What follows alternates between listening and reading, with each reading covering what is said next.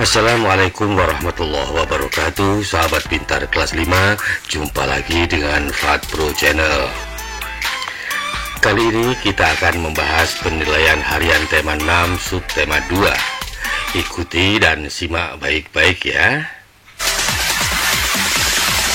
Sebelum kita lanjutkan, buat kalian yang baru gabung, silahkan klik tombol like, subscribe, dan nyalakan lonceng notifikasinya.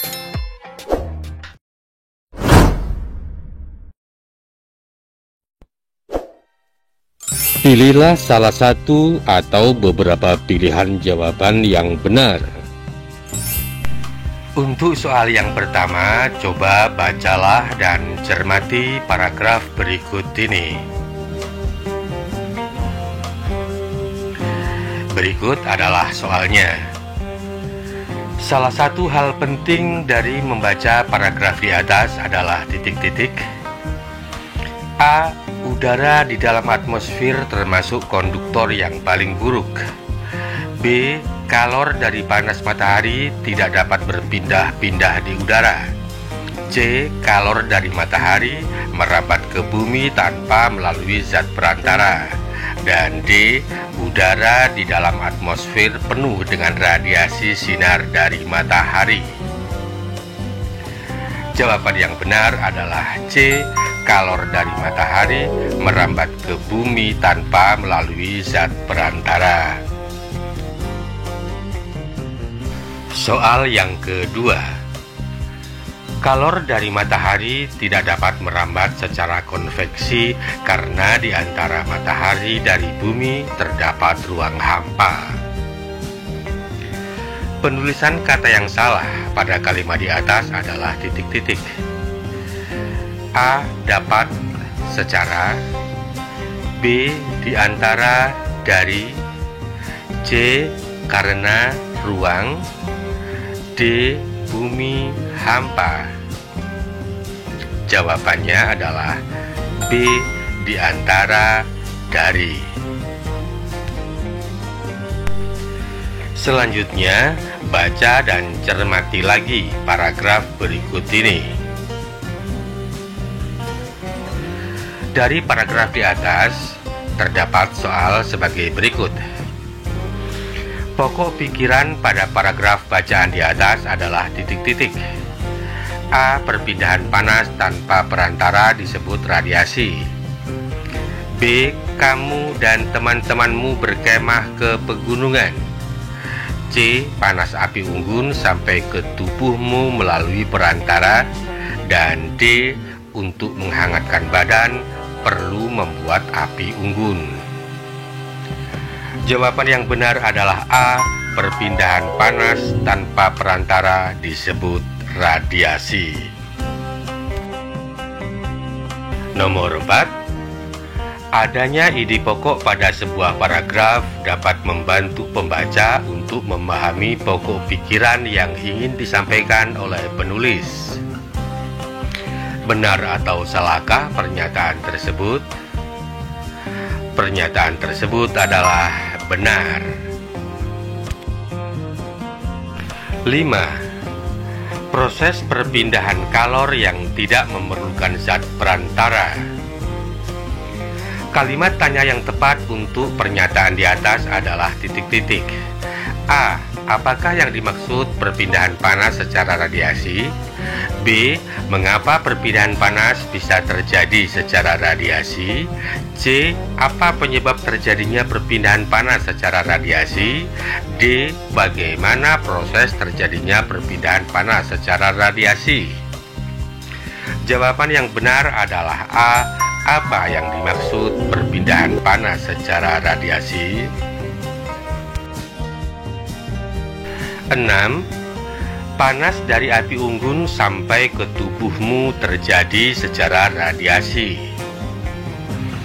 Padan kata yang sesuai dengan kata yang bergaris bawah pada kalimat di atas adalah titik-titik.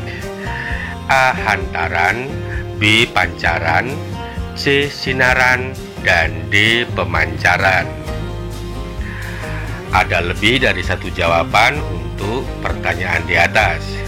Dan jawaban itu adalah B. Pancaran, C. Sinaran, dan D. Pemancaran. Kita lanjutkan dengan soal yang ke-7. Penggunaan kata radiasi yang benar terdapat pada kalimat titik-titik. A. Perpindahan panas dari matahari ke bumi terjadi secara radiasi. B. Perpindahan panas api dari kompor ke panci terjadi secara radiasi. C. Radiasi adalah perpindahan panas disertai perpindahan zat perantara. Dan D.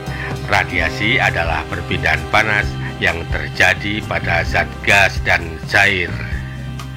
Jawaban yang benar adalah A. Perpindahan panas dari matahari ke bumi terjadi secara radiasi. 8. Energi panas dapat berpindah titik-titik perbedaan suhu. Kata yang tepat untuk melengkapi kalimat di atas adalah titik-titik. A. Karena, B. Tetapi, C. Sehingga, D. Sedangkan. Jawaban yang benar adalah A. Karena. 9. Panas berpindah dari benda yang bersuhu tinggi ke benda yang bersuhu lebih rendah. Kalimat tanya yang sesuai untuk kalimat berita di atas adalah titik-titik. A. Mengapa panas bisa berpindah? B. Apakah panas itu dapat berpindah? C. Di manakah panas bisa berpindah? Dan D. Bagaimana panas dapat berpindah? Jawaban yang benar adalah D. Bagaimana panas dapat berpindah? 10. Keadaan air yang meluap-luap karena dipanaskan artinya bahwa air itu sedang titik-titik. A. Mendidih, B. Melebur, C. Mengembun, dan D. Menguap. Manakah jawaban yang benar? Ya, jawaban yang benar adalah A. Mendidih. Selanjutnya, isilah titik-titik pada soal berikut ini dengan jawaban yang benar. Kita lanjutkan kembali. Nomor 11. Teks penjelasan adalah sebutan lain untuk teks yang disebut titik-titik. Jawabnya adalah teks eksplanasi. 12. Inti penjelasan tentang sesuatu yang disampaikan pada teks eksplanasi terdapat di bagian titik-titik. Jawabnya penjelasan. 13. Informasi yang dimuat pada teks eksplanasi harus didasarkan pada sebuah titik-titik. Jawabnya fakta atau hal yang nyata. 14. Pada teks eksplanasi yang merupakan teks klarifikasinya berada di bagian titik-titik. Jawabnya adalah pernyataan umum. Dan yang terakhir, soal nomor 15, bagian terakhir pada teks eksplanasi merupakan sebuah titik-titik. Jawabnya adalah interpretasi atau penafsiran.